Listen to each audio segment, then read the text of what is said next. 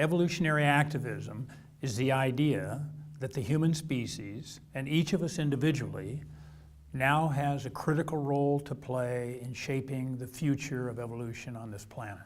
I love the spaceship analogy that Buckminster Fuller talked about. We humans we find ourselves on a spaceship, and we're not the passengers, we're actually the crew.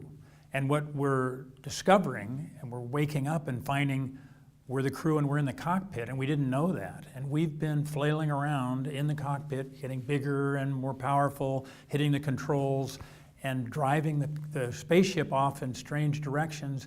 And the evolutionary activist understanding is us recognizing now that we are the pilots, and we have to take responsibility. And we have the responsibility, we have the power and the responsibility to guide the direction of this spaceship now.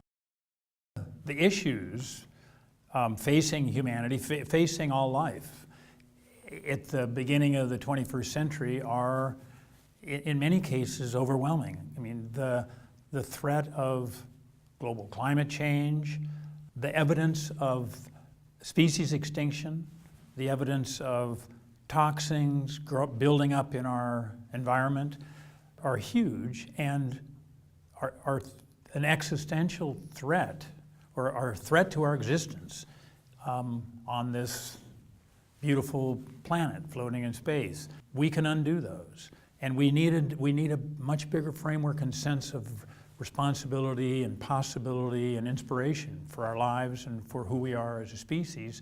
And for me, the evolutionary activism framework provides that.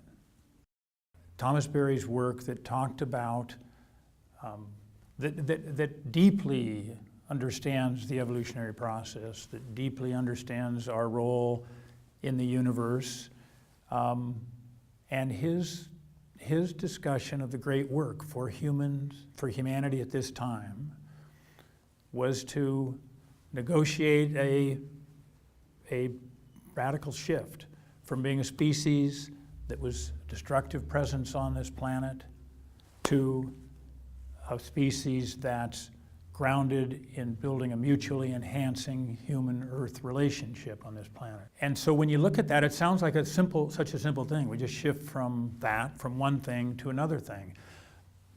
But it's profound in what that means, because every institution that we've created, that we humans have created on this planet, are grounded in that other way of seeing the world. We see the world as separate from ourselves, something to be used. There's a certain violence built into that way of seeing the world, a certain objectification. And all of our institutions reinforce that. The work for us to do in creating this mutually enhancing human-Earth relationship, it's going to require us to reconstruct from a different context, provide a different context, a context of wholeness, of completeness, of connection to all of our institutions. You know, a lot of the work that Pachamama Alliance has done, and the roots of our work comes from a deep respect and relationship with the natural world. That comes out of our work with Indigenous people. And one aspect of that is that it's clear that there is an intelligence, there's some organizing energy force that guides the Indigenous people, that they tap into, that guides the process of the life processes in the rainforest in particular, where you can sense it because it's so verdant and happening with such great density. That for me, this idea of evolutionary activism is guided by whatever that life energy guidance is that is palpable and experienceable in relation to nature, in relation to understanding how Indigenous people see the world and trying to reconstruct that for ourselves. So it is, for me, that's consistent with an evolutionary force, this evolutionary force that is working towards something. It's working towards greater beauty, greater complexity, greater connection. So it's a tremendously sobering thing to see that we actually can be and our responsibility for creating the more beautiful world our hearts know is possible. There's a way of seeing life as sort of mechanical without meaning, and most of life, the way we live it, comes from that framework. And we do a great job from that framework, but ultimately that framework is limiting and incomplete.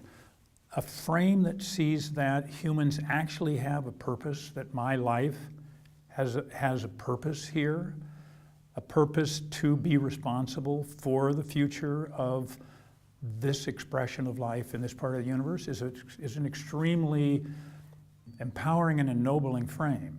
This frame of evolutionary activism is so important because it provides a huge frame of responsibility and possibility, creativity and imagination for all of our lives. When we look at and try on the idea that we humans are, as a species, and we individually, as part of that species, are responsible for the future direction of life in this part of the universe, that's an awesome both responsibility and inspiration, ennobling understanding to see. And I think it shapes creativity, it shapes connection, it shapes imagination and responsibility in all of us, and is a frame that allows us all to engage in really creating the future that we all want.